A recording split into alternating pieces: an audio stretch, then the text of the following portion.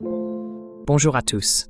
Nous sommes le vendredi 28 novembre 2025 et notre cher ami, l'ambassadeur Chas Freeman, est avec nous.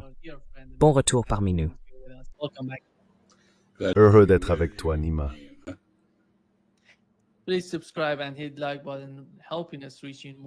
Veuillez vous abonner et cliquer sur le bouton j'aime. Cela nous aide à toucher davantage de personnes. Monsieur l'ambassadeur, permettez-moi de commencer par ce qui s'est passé. C'était vraiment tragique de voir la fusillade à la garde nationale. 2 d'entre eux ont été tués lors de cette attaque. L'homme qui a commis cet acte vient d'Afghanistan. Il a 29 ans.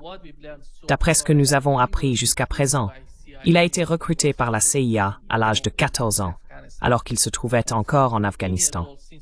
De cette époque jusqu'en 2020, puisqu'il est arrivé aux États-Unis en 2021, à l'âge de 25 ans, il avait travaillé pour la CIA pendant environ 11 ans avant de venir ici. Lorsqu'un événement d'une telle ampleur se produit, cela reflète en quelque sorte la politique étrangère des États-Unis, ce qui a été fait en Irak et en Afghanistan, et maintenant au Venezuela, et à quel point cela peut être dévastateur à long terme. Quelle est votre compréhension de ce qui s'est passé et comment l'administration Trump y réagit-elle? The way that the Trump administration is reacting to that.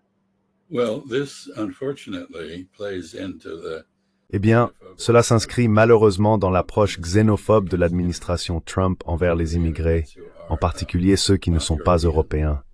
Et c'est tragique. De nombreux Afghans dont le traitement des demandes d'immigration a maintenant été suspendu souffriront à cause de ce qu'a fait cet homme. Il a une femme et 5 enfants dans l'État de Washington, de l'autre côté du pays. Je ne sais pas à quoi il pensait. Je soupçonne qu'il y avait derrière cela des motivations très personnelles. Il est clair, malgré les efforts de l'administration pour en rejeter la faute sur Joe Biden et son équipe, ou pour prétendre que ce meurtrier n'avait pas été correctement vérifié, qu'il avait en réalité été soumis à un contrôle très rigoureux. that he was vetted very thoroughly.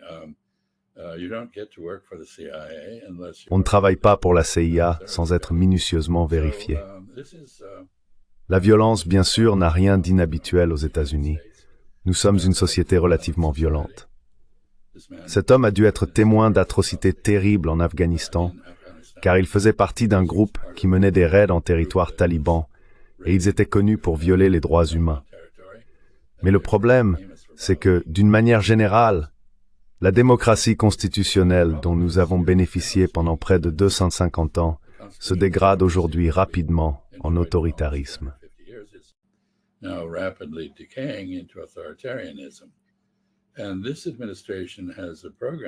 Et cette administration a mis en place un programme déployant la garde nationale dans les rues, dans le cadre d'un effort visant à militariser la fonction policière aux États-Unis et à renverser l'état de droit au profit d'un État policier.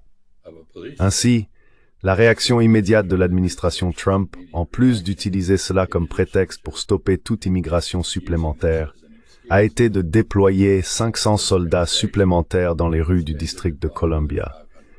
Je ne vis plus dans le district de Columbia, mais une partie de ma famille y habite, et ce que font ces soldats consiste principalement à ramasser des déchets, à se promener, à rester debout. Ils ne font rien de vraiment sérieux.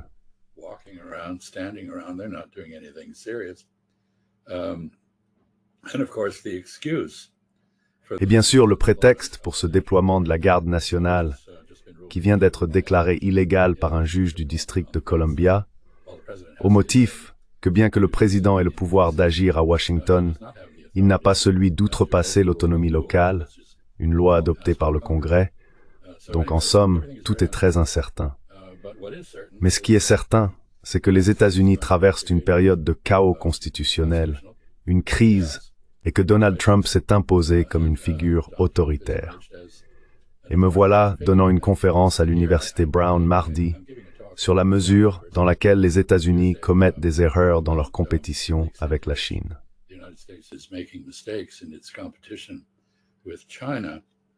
In connection with that, I came across a passage À ce propos, je suis tombé sur un passage de Hannah Arendt, la célèbre philosophe politique, qui s'est penchée sur les raisons de l'avènement de l'Allemagne nazie. Elle dit ceci: les régimes autoritaires surgissent lorsque des changements économiques, sociaux, politiques ou religieux font que les membres d'un groupe autrefois puissant ont le sentiment d'avoir été laissés pour compte. Dans ce cas, il s'agit des Américains d'origine européenne dans un pays qui devient multiracial. Leur frustration les rend vulnérables face à des dirigeants qui leur promettent de les rendre à nouveau dominants. Un homme fort minimise les véritables conditions qui ont engendré leurs problèmes et leur dit que la seule raison pour laquelle ils ont été dépossédés, c'est que des ennemis les ont privés de leur pouvoir. C'est une explication de ce qui se passe. Les soi-disant déplorables, comme les a qualifiés Hillary Clinton, se sentent dépossédés.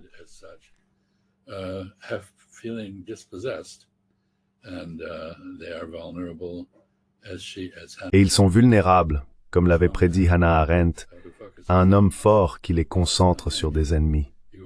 Vous vous souviendrez qu'à Charlottesville, pendant la première administration Trump, les manifestants d'extrême droite scandaient « Les Juifs ne nous remplaceront pas ». À l'époque, j'ai trouvé cela absurde. Je ne comprenais pas pourquoi scandaient-ils cela. Quel rapport avec les Juifs? Mais c'était un slogan contre le privilège plutocratique, la richesse et l'influence qu'ils croyaient exercer à leurs dépens. Beaucoup d'entre eux étaient des Américains du Sud. Le Sud des États-Unis a une tradition d'autoritarisme issue de la longue période de ségrégation raciale. Ainsi, cet incident impliquant le diplômé afghan des opérations de la CIA en Afghanistan est très commode pour l'administration Trump, compte tenu de son programme.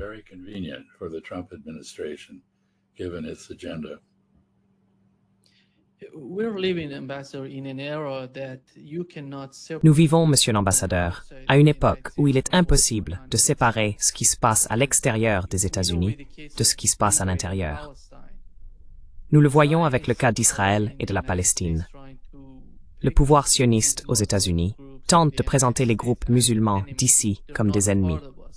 On les décrit comme n'étant pas des nôtres, pas partie prenante de notre culture, de la soi-disant culture judéo-chrétienne. On les fait paraître comme s'ils n'avaient pas leur place dans notre société. D'une certaine manière, cela crée un désordre intérieur. Et tout cela vient de l'extérieur, de ce qui se passe au Moyen-Orient, en Asie occidentale, avec cette haine fabriquée entre musulmans, chrétiens, juifs et tout le reste. Quelle est votre compréhension de cela? Et quelle serait une approche appropriée face à ce type de rhétorique qui engendre le chaos au sein de la société?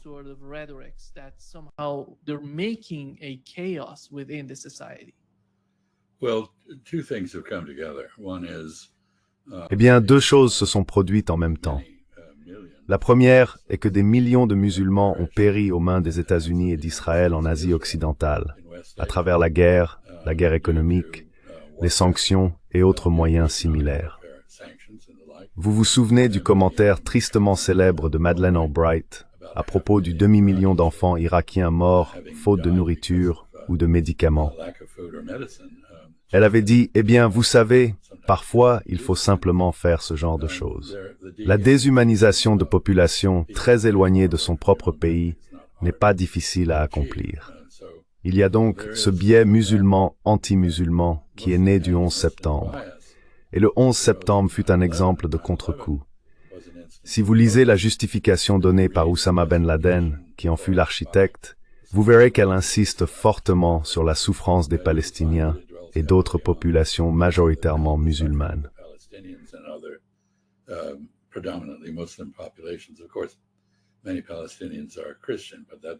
Bien sûr, de nombreux Palestiniens sont chrétiens, mais cela ne semble pas avoir d'importance. C'est donc un premier point. Les événements à l'étranger génèrent de l'islamophobie, et cela se combine avec un autre phénomène, la peur du changement. Et le changement dans le pays, c'est qu'au lieu d'être une nation majoritairement chrétienne protestante, comme nous l'avons été pendant une grande partie de notre histoire, nous sommes désormais une société multireligieuse. Nous avons des juifs, des musulmans, des bouddhistes, des hindous. Après tout, l'épouse du vice-président est hindoue. Et cela est très inquiétant pour les chrétiens évangéliques. C'est pourquoi ils se sont tournés vers un homme fort nommé Donald Trump. Ainsi, ces deux éléments se rejoignent, et l'on assiste à une montée de l'islamophobie à l'intérieur du pays.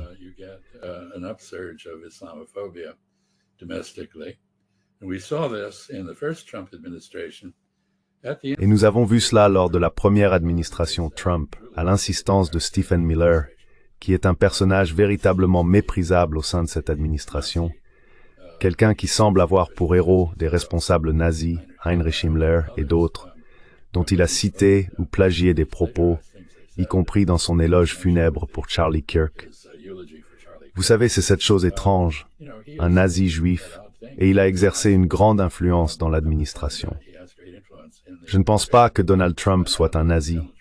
C'est un narcissique malveillant et vaniteux. Il n'a pas d'idéologie. Stephen Miller, lui, en a une, et il s'est emparé de Trump lors de la première administration pour interdire l'immigration et les visites de personnes venant d'une liste de pays musulmans.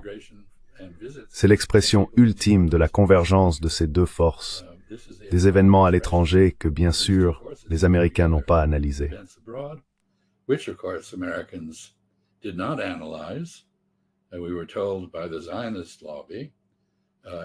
On nous avait dit par le lobby sioniste et ses compagnons de route que l'attaque contre New York et Washington n'avait rien à voir avec Israël. Et en fait, je me souviens qu'à l'époque, en lisant la presse américaine, je n'y avais pas beaucoup réfléchi. J'avais accepté cette idée. Puis j'ai réellement lu ce qu'Oussama Ben Laden avait déclaré, ainsi que certains commentaires à l'étranger, et j'ai compris qu'en réalité, c'était de la propagande. Ce qui s'est passé avait beaucoup à voir avec la politique américaine au Moyen-Orient. Et nous avons donc connu, aux États-Unis, des cas où des musulmans américains, par solidarité avec leurs coreligionnaires à l'étranger, ont commis des actes de violence. Je pense à des membres de l'armée américaine qui ont littéralement perdu le contrôle, emportés par la rage face à la déshumanisation des musulmans. C'est un phénomène très malfaisant, mais je ne pense pas qu'il soit si difficile à comprendre.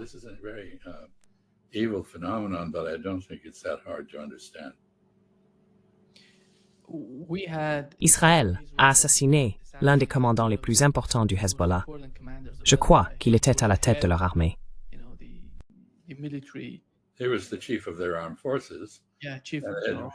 Il était le chef de leurs forces armées.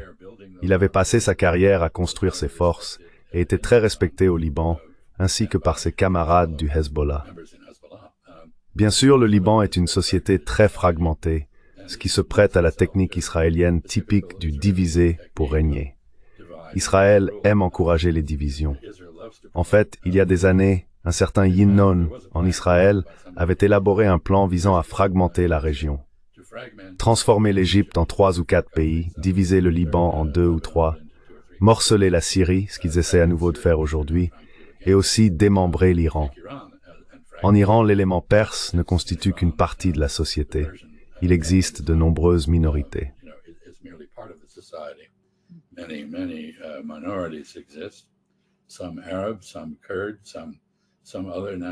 Certains Arabes, certains Kurdes, d'autres nationalités, vous le savez mieux que moi.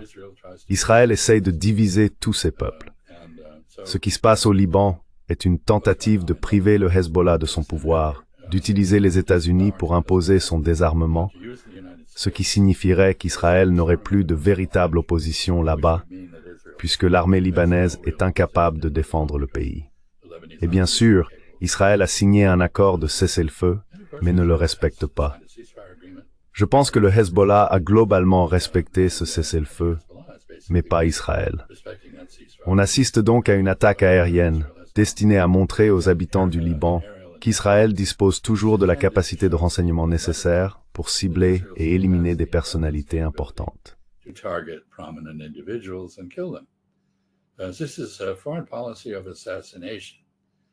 C'est une politique étrangère d'assassinat. Cela ne fonctionne pas. Israël la pratique depuis le début de son existence. Il a tué des milliers de personnes influentes. Quiconque ose sortir la tête de terre est pratiquement abattu. Tondre la pelouse, comme on dit. Ainsi, Israël n'a aucune politique envers ses voisins ou les Palestiniens, si ce n'est l'oppression militaire. Il n'y a aucune stratégie politique, aucun désir de trouver une base pour une coexistence pacifique. On part du principe que la coexistence pacifique est impossible, et cette hypothèse est essentiellement psychotique. C'est une maladie mentale née de l'Holocauste européen, l'un des événements les plus horribles de l'histoire humaine, et elle a laissé un profond traumatisme parmi les Israéliens.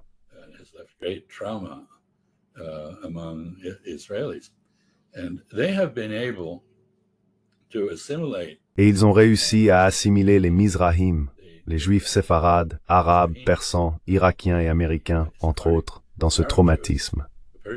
Ainsi, toute la société repose sur la croyance que tout le monde veut les tuer, parce que tout le monde voudrait tuer les Juifs, ce qui est bien sûr un non-sens absolu. Mais c'est une conviction ferme et psychotique de la direction israélienne, ce qui explique leur comportement.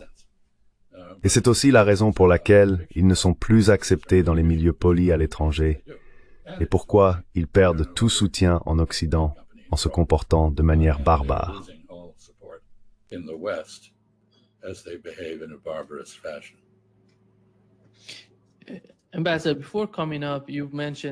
Monsieur l'ambassadeur, avant de venir, vous avez mentionné que vous aviez regardé l'interview que le ministre iranien des Affaires étrangères a accordée à The Economist. Nous savons qu'il y a 2 jours, un avion de chasse israélien est entré dans l'espace aérien irakien, s'est approché de la frontière iranienne et a été ravitaillé par des avions américains. D'un autre côté, nous avons appris que Donald Trump avait donné à Israël le feu vert pour attaquer également le Liban. Quelle est votre compréhension de l'agenda de l'administration Biden et dans quelle mesure l'administration Trump serait-elle favorable à cette orientation si elle décidait, par exemple, d'attaquer à nouveau l'Iran?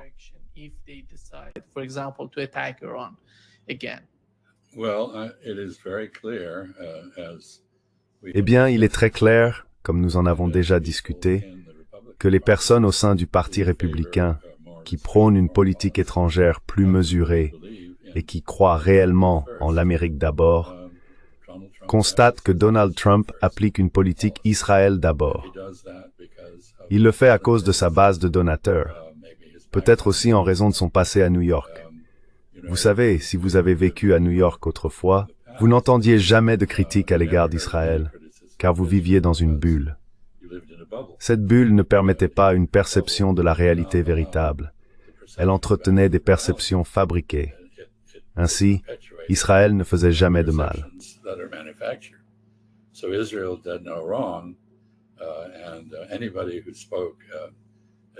Et toute personne qui parlait, comme je l'ai fait il y a de nombreuses années, des atrocités israéliennes était regardée comme si elle était folle.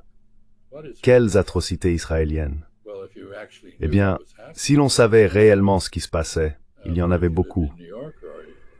Mais si l'on vivait à New York ou à Washington, où la liberté d'expression sur ce sujet était réprimée, on ne le savait pas. Donc je pense que Donald Trump peut être ignorant. Je ne pense pas qu'il soit mal intentionné. Et son ignorance, ainsi que sa soumission au lobby israélien, signifie que lorsque Israël attaquera à nouveau l'Iran, ce qu'ils ont dit vouloir faire, je suis désolé de dire que mon pays les soutiendra probablement. Je ne sais pas si le résultat serait différent de la première série d'attaques.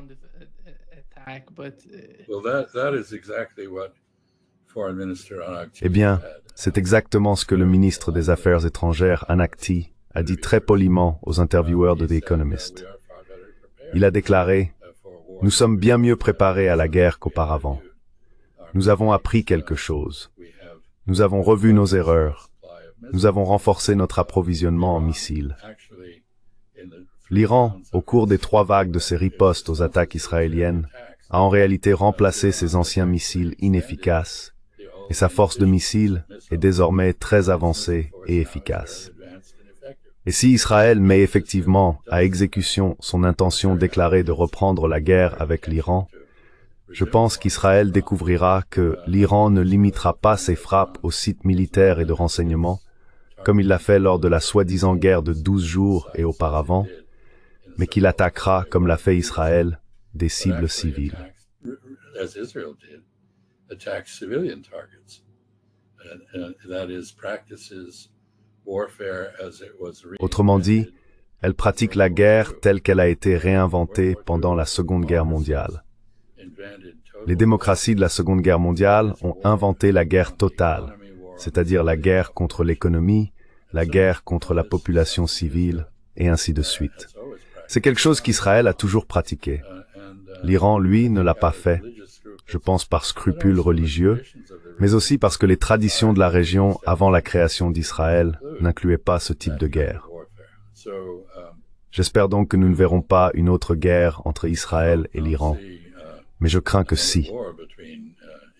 Et si cela arrive, comme l'a laissé entendre le ministre des Affaires étrangères Araghchi, l'Iran infligera à Israël des pertes bien plus importantes qu'auparavant.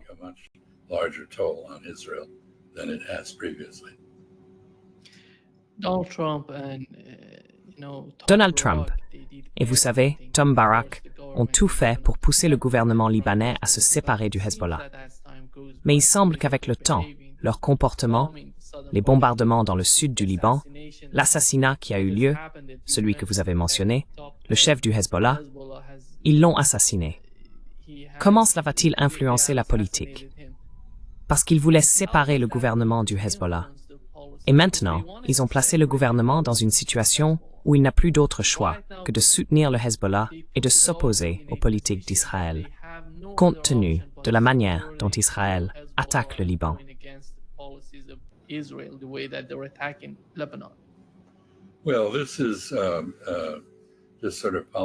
Eh bien, ce type de politique est le produit d'un raisonnement délirant. L'hypothèse de départ est que le Hezbollah serait une sorte d'organisation terroriste.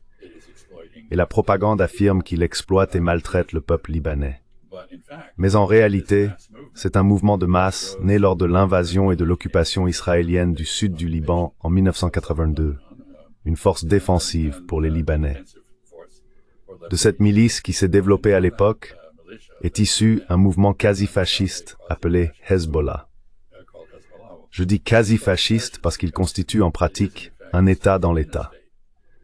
Je me souviens d'avoir été très frappé la dernière fois que j'étais à Beyrouth. Vers 1h du matin, je devais aller à l'aéroport pour partir, et qui nettoyait les rues? Le Hezbollah, pas le gouvernement. Ainsi, le Hezbollah fournit toutes sortes de services et de soutien aux Libanais que le gouvernement est incapable d'assurer.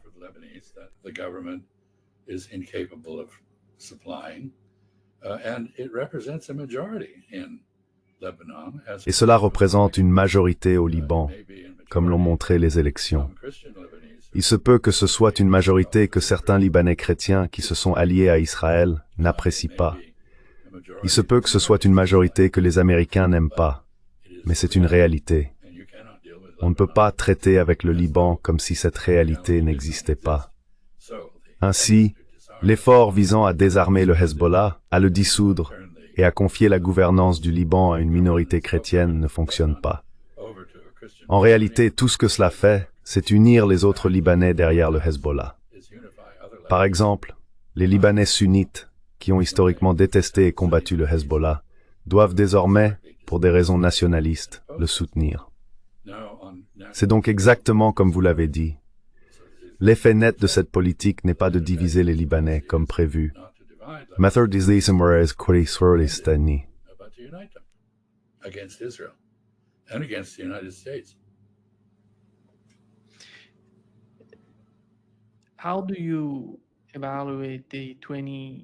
Comment évaluez-vous le plan en 28 points des États-Unis qui a été négocié à Genève? Marco Rubio s'y est rendu pour discuter avec les Européens, accompagné de la délégation ukrainienne. Il semble que nous ne sachions toujours pas qui a réellement publié le document. Certaines personnes disent que c'était Keith Kellogg. Mais dans l'ensemble, que se passe-t-il? Pensez-vous que ce qui se joue entre les États-Unis et les Européens contribuera réellement au processus visant à parvenir à un règlement en Ukraine?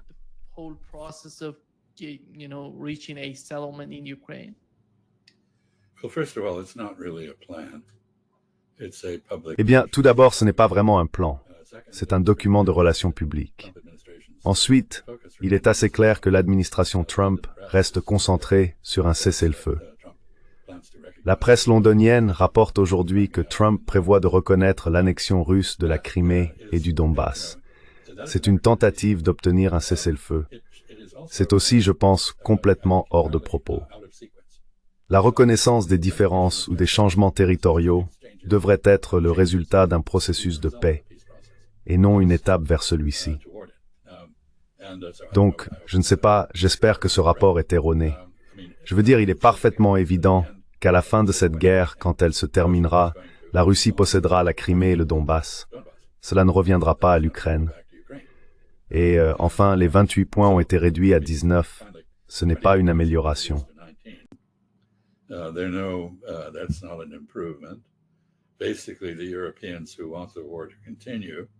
En gros, les Européens qui veulent que la guerre continue n'ont pas réussi à produire une proposition de paix.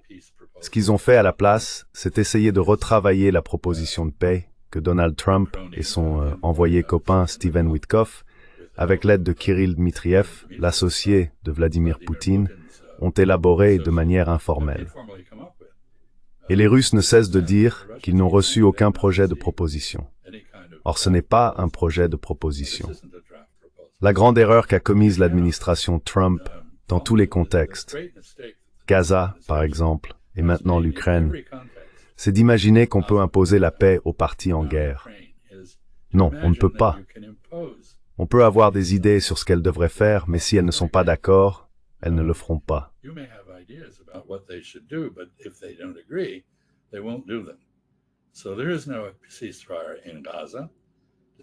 Il n'y a donc pas de cessez-le-feu à Gaza, malgré toutes les affirmations contraires. Le Hamas n'a pas accepté de se désarmer et ne le fera pas. Israël ne s'est pas retiré et n'acceptera pas de le faire, et ainsi de suite. Cet accord est donc mort-né, il n'est pas viable. L'Ukraine est dans la même situation. On ne peut pas élaborer un accord de paix sans impliquer directement toutes les parties. Et cela comporte de nombreux éléments. Il y a la Russie et l'Ukraine, qui doivent parvenir à un accord sur leurs frontières. Il y a la Russie et l'OTAN, ainsi que les États-Unis, y compris les États-Unis et l'Ukraine, qui doivent s'entendre sur la neutralisation de l'Ukraine pour que cette guerre prenne fin. Car la Russie ne la terminera pas tant que l'Ukraine n'aura pas retrouvé la neutralité avec laquelle elle a commencé son existence indépendante.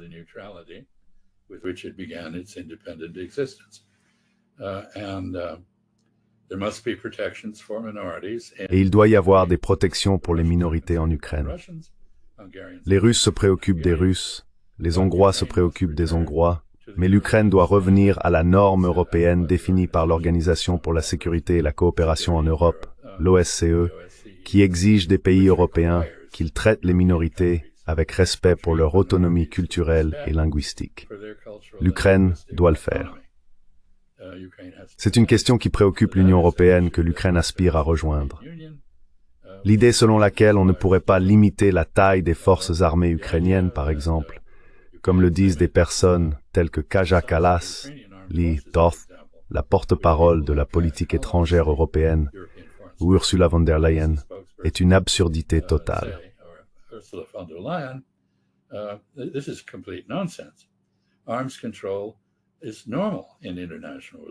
Le contrôle des armements est une pratique normale dans les relations internationales, comme l'a montré le désormais obsolète traité sur les forces armées conventionnelles en Europe après la fin de la guerre froide. Il implique des limitations en matière d'armement, d'effectifs militaires et de déploiement. La sécurité de l'Ukraine dépend de la conclusion d'un accord avec la Russie. Sans cela, elle continuera à perdre des vies à un rythme effroyable et à perdre du territoire. Ainsi, ni les États-Unis ni l'Europe ne sont en position d'imposer la paix. On ne peut pas imposer quelque chose qui ignore les réalités du champ de bataille.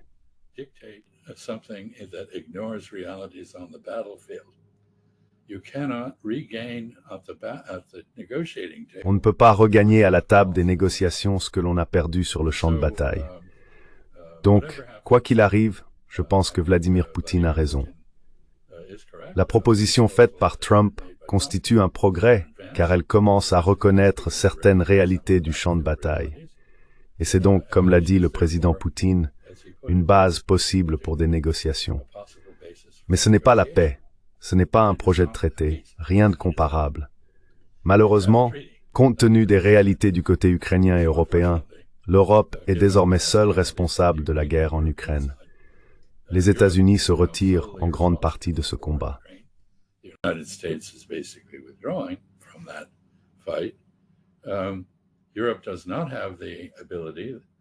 L'Europe n'a ni la capacité, ni les moyens, ni le niveau de production d'armes, ni l'argent nécessaire pour empêcher l'Ukraine de s'effondrer. Et cela finira donc par arriver à un moment donné. Je conclurai en disant que la tragédie ici, c'est qu'il est parfaitement évident que plus le temps passe, moins l'Ukraine a d'options et plus les possibilités de paix se rétrécissent. Si l'Ukraine avait été autorisée à accepter ce qu'elle avait accepté en mars 2022 à Istanbul, elle serait dans une bien meilleure situation qu'aujourd'hui. Et si elle ne conclut pas la paix maintenant, elle sera dans une bien pire situation à l'avenir qu'elle ne l'est actuellement.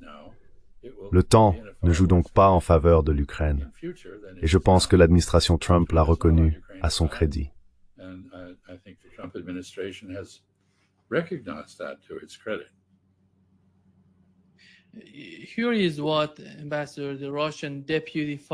Voici ce qu'a déclaré le vice-ministre russe des Affaires étrangères, Sergei Ryabkov. Moscou est favorable à un processus de négociation normal et calme avec les États-Unis au sujet de l'Ukraine et ne souhaite pas participer à des jeux sales, car il considère que l'ensemble du processus de publication des points et la manière dont on les pousse à le faire relève d'un jeu sale. Il ne voit aucune sincérité dans le processus de négociation avec les États-Unis. Comment voyez-vous le rôle de Steve Witkoff? Hier, Poutine a déclaré que les responsables qui négocient avec les États-Unis, il n'a pas précisé qu'il ne...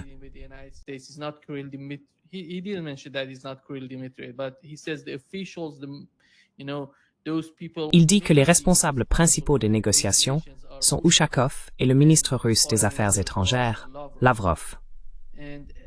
Maintenant, en ce qui concerne les négociations avec l'Iran, nous avons appris que lors des discussions entre l'Iran et les États-Unis, le ministre iranien des Affaires étrangères a déclaré, dans une interview, en persan, que l'Iran et les États-Unis étaient parvenus à un accord à 3 reprises par l'intermédiaire de Steve Witkoff.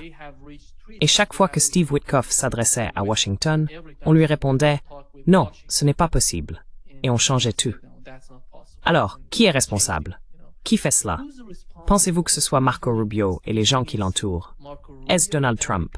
Qui prend les décisions à Washington?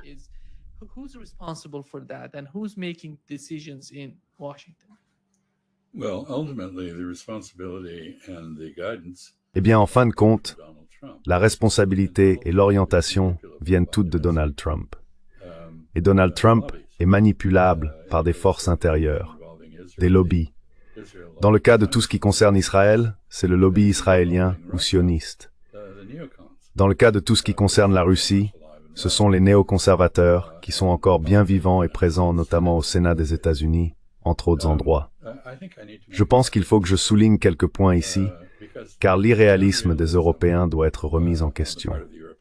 Ainsi, von der Leyen dit, et Kaja Kallas aussi, que l'acquisition de territoires par la force est inacceptable.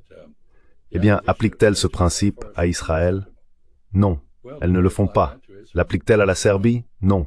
Le Kosovo a été séparé de la Serbie.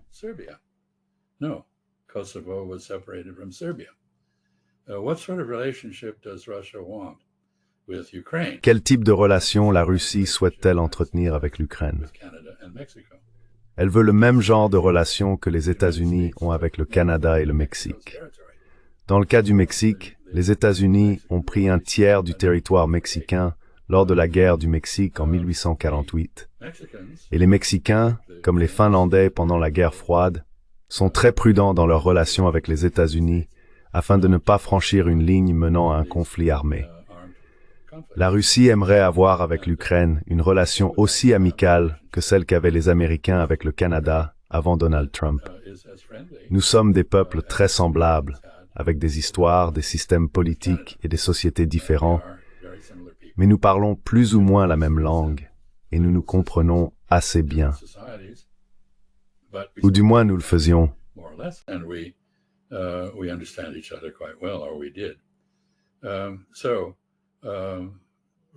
Ainsi, la Russie a des objectifs limités en Ukraine. Et la thèse européenne selon laquelle elle voudrait s'emparer de toute l'Ukraine, il n'y a absolument aucune preuve de cela. Il n'y a aucune preuve que la Russie ait le moindre désir de Lebensraum en Europe. Elle dispose déjà de suffisamment de territoire. Elle ne veut pas de citoyens rebelles, elle compte déjà assez de minorités. C'est une société très complexe. Elle ne veut pas davantage de problèmes, mais elle n'est pas prête à accepter une présence armée hostile en Ukraine. Et elle l'a clairement indiqué depuis plus de 2 décennies, presque 3. Il ne devrait donc y avoir aucune surprise, ni aucune attente que la guerre puisse se terminer sans aborder les préoccupations de sécurité de la Russie, qui jusqu'à présent n'ont pas été traitées de manière adéquate, bien que la proposition en 19 points commence à reconnaître leur existence.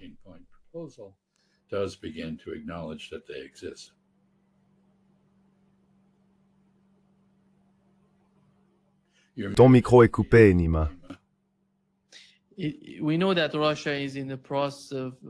Nous savons que la Russie est en train de se tourner vers l'Est. Mais y a-t-il une inquiétude parmi les Européens quant au fait que, vous savez, les fondamentaux de l'économie montrent que la relation entre la Russie et l'Europe est cruciale pour l'avenir de l'Europe? Ils ne semblent pas le comprendre. Ils ne semblent pas, vous savez, s'en soucier. Jusqu'où iraient-ils contre la Russie? Jusqu'où iraient-ils contre leur propre avenir?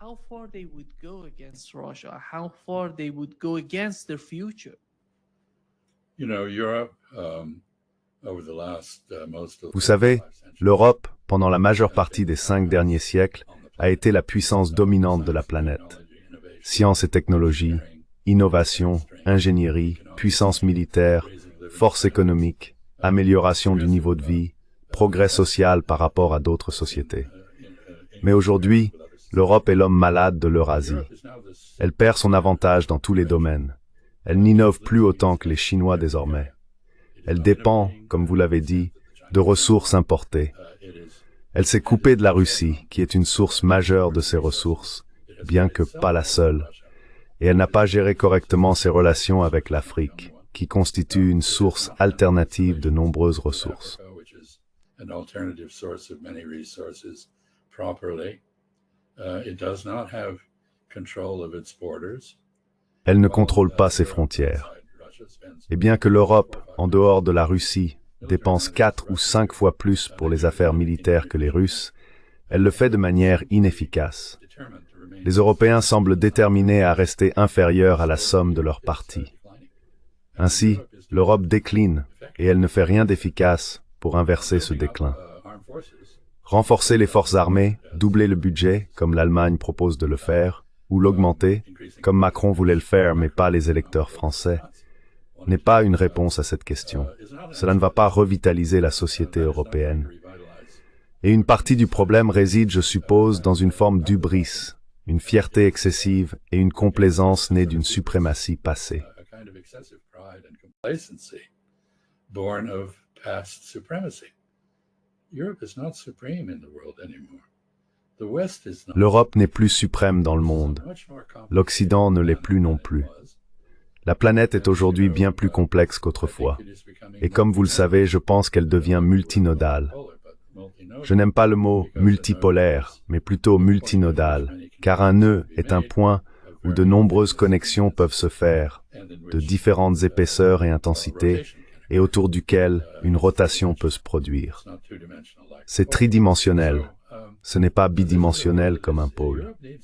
Nous vivons donc dans un monde où l'Europe doit définir comment elle va faire face à une réalité dans laquelle l'Occident n'est plus suprême, où les États-Unis ne sont plus son soutien fiable ni son hégémon, et où d'autres sociétés, la Chine, l'Inde et sans doute la culture islamique, sont en plein essor.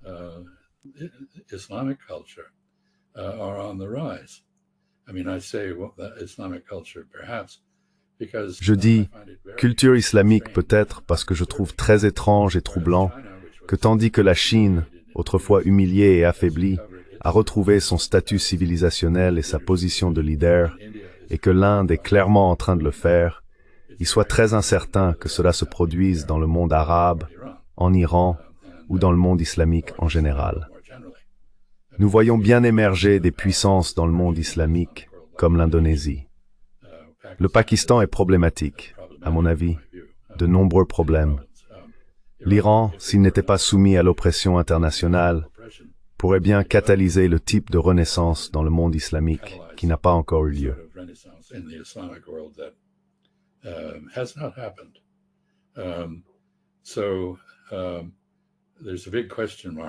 Il y a donc une grande question qui plane sur les 2 milliards de musulmans dans le monde. Trouveront-ils un moyen de renouer avec la grandeur que représentait l'islam à l'époque où l'Europe traversait le Moyen-Âge? Les sociétés islamiques, en particulier les Abbassides et d'autres, ou encore l'Espagne musulmane, à l'Andalous, étaient les lieux où tout visiteur venu d'une autre planète à cette époque se serait rendu. À Bagdad, à Damas ou à Cordoue, pour rencontrer les peuples les plus avancés du monde. Ou peut-être serait-il allé à Kaifeng, ou quelque part en Chine. Mais il ne serait jamais allé en Europe.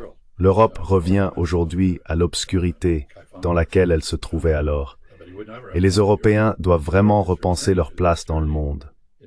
Je n'ai pas parlé de l'Amérique du Sud, que je considère également comme potentiellement très dynamique. Elle fait partie de la culture occidentale, mais en constitue une branche unique.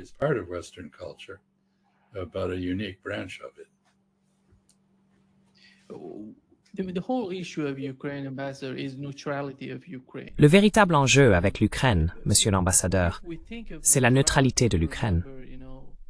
Quand on pense à la neutralité, on se souvient de l'Autriche, ou de la Suède et de la Finlande avant leur adhésion à l'OTAN. On ne voit pas d'immenses armées dans ces pays. On n'y voit pas de force de l'OTAN. Ils sont neutres. C'est pour cela qu'on les appelle neutres.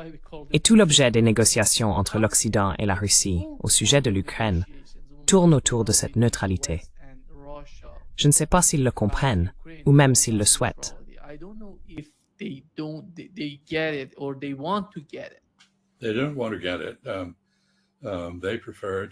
ne veulent pas le comprendre. Ils préfèrent se battre jusqu'au dernier Ukrainien contre les Russes. La réponse évidente à la question de la sécurité européenne, plus largement, est l'établissement de l'Ukraine comme État tampon entre la Russie et le reste de l'Europe. Cela profite à la fois à l'Europe et à la Russie. Et cela offre une base, comme le suggèrent les exemples de l'Autriche, de la Suède ou de la Finlande que vous avez mentionnés, pour ce qu'il restera de l'Ukraine une fois cette guerre inutile terminée. Ce qui subsistera de l'Ukraine aura alors la possibilité de devenir prospère et démocratique. Elle n'est ni l'un ni l'autre pour le moment. C'est le pays le plus pauvre d'Europe et le plus corrompu.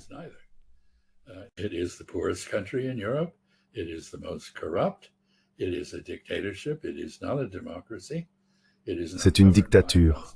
Ce n'est pas une démocratie. Elle n'est pas dirigée par un président constitutionnel.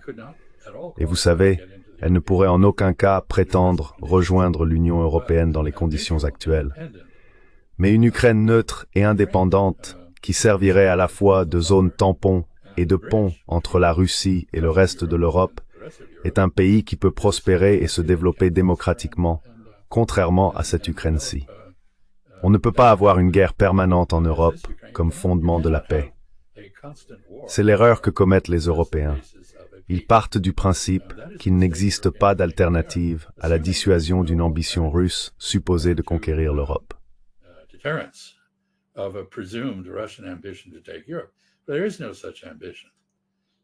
Il n'y a pas une telle ambition. La dissuasion ne constitue pas une base pour la paix. Elle est intrinsèquement provocatrice. Elle conduit à la création de la menace même venant de la Russie qu'ils essayent d'éviter. De même, les actions russes en Ukraine ont alarmé les Européens. Elles ont entraîné l'adhésion de la Suède et de la Finlande à l'OTAN. C'est un résultat très négatif du point de vue russe. L'Europe doit trouver une base pour une coexistence pacifique entre l'Est et l'Ouest, et elle ne l'a pas encore fait. Les Européens n'ont pas d'idée sérieuse sur la manière d'y parvenir. C'est pourquoi ils ne sont pas à la table des négociations. Which is why they're not at the negotiating table. Je pense, Monsieur l'ambassadeur, que nous savons comment la Russie réagit à la saisie de ses avoirs en Europe. Mais après tout, si l'objectif principal est la reconstruction de l'Ukraine, à mon avis, la Russie serait plus qu'heureuse d'y participer, d'avoir un gouvernement ami à la fois de la Russie et des Européens.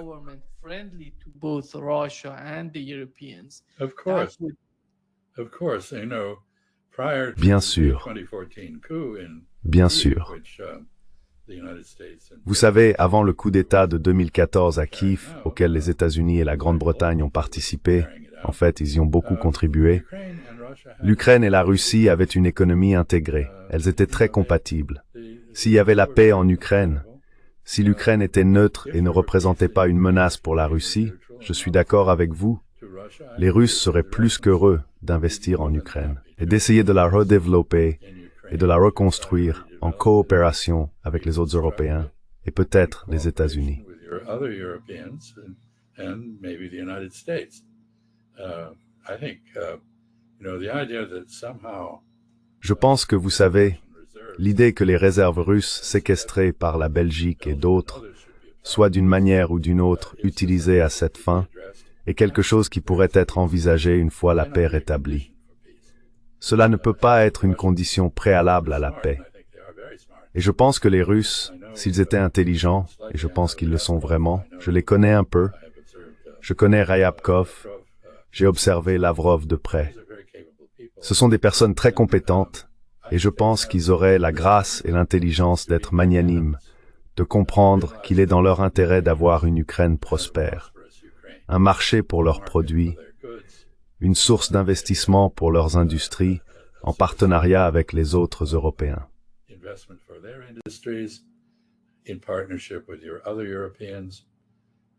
You know, I think if you had a peace, many Vous savez, also je pense que si la paix régnait, beaucoup de choses seraient possibles.